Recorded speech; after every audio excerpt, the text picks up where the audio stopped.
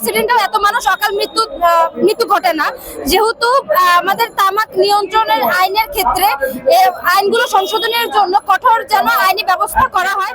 স্বাস্থ্য মন্ত্রণালয় কর্তৃক তামাক নিয়ন্ত্রণ আইনের প্রস্তাবিত সংশোধনী দ্রুত পাশের দাবি জানিয়েছেন ড্রপ যুব ফোরামের সদস্যরা। জাতীয় প্রেস ক্লাবের সামনে আয়োজিত মানববন্ধনে এ দাবি জানান তারা।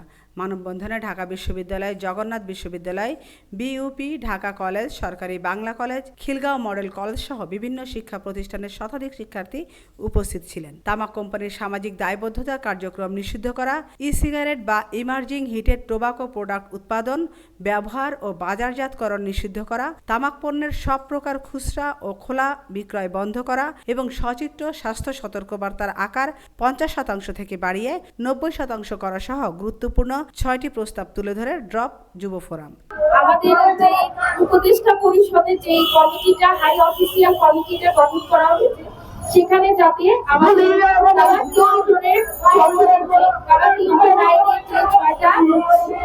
আইনের 6টি ধারা যে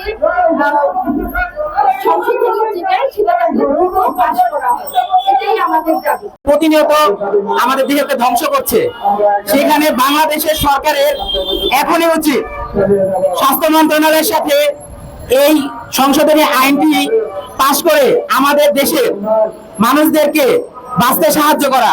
না হলে দিন দিন শিশু থেকে তরুণ সকলে কিন্তু আমরা মৃত্যুর ঝুঁকিতে ভুগছি। শুধুমাত্র যে যারা তামাক সেবন করে তারাই যে ক্ষতিগ্রস্ত তা নয়, কিন্তু যারা আমরা নিঃশ্বাস নিতেছি, তামাক গ্রহণ করছি না, তারাও কিন্তু আমরা মৃত্যুর কি কোলে ঢলে পড়ছি।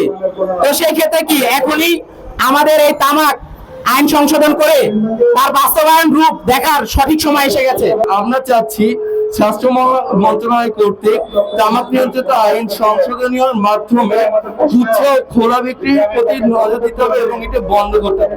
আসসালামু আলাইকুম, আমি কামরুন নাহার রত্না বলছি। আমি একজন ড্রপ ইউথ চ্যাম্পিয়ন। আমি এখানে এসে মূলত তামাক নিয়ন্ত্রণ আইনি শক্তিশালী করার জন্য, কেননা আমাদের প্রতিদিন মানুষ তামাকের জন্য অকাল মৃত্যুতে ভুগছে।